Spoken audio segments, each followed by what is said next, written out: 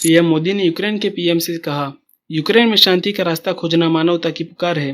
प्रधानमंत्री नरेंद्र मोदी ने सोमवार को चीन के तियाजिन में शंघाई सहयोग संगठन की मीटिंग में यूक्रेन के राष्ट्रपति के साथ द्विपक्षीय मीटिंग की। इस दौरान पीएम मोदी ने कहा कि यूक्रेन में शांति का रास्ता खोजना एक पूरी मानवता की पुकार है।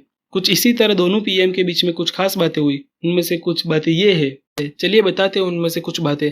नरेंद्र मोदी ने कुछ अहम बातें कही यूक्रेन के पीएम पुतिन को।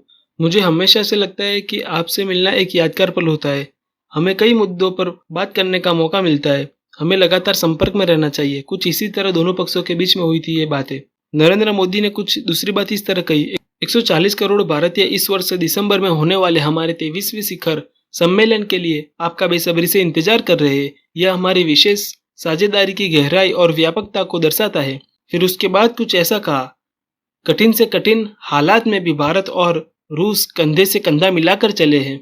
ये बात नरेंद्र मोदी ने यूक्रेन के पीएम पुतिन को बड़ी गहराई से कही, जिससे उनका भी दिल बहल गया और उन्होंने भी कुछ खास बातें बताई। लेकिन हम अभी बात कर लेते हैं नरेंद्र मोदी की।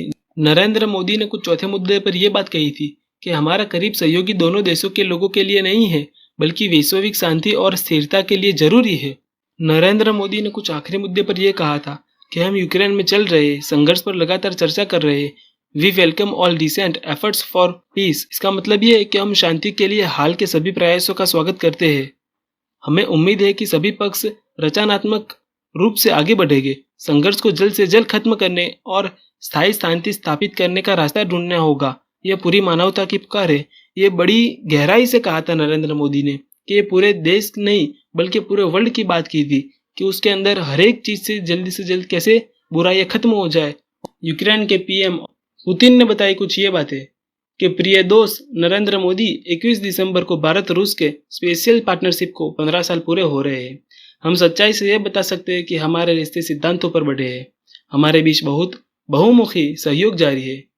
आज की बातचीत से रिश्तों को और आगे बढ़ाने का मौका मिला है। यूक्रेन के पीएम और हमारे इंडिया के पीएम के बीच में कुछ ये खास बातें हुई थी।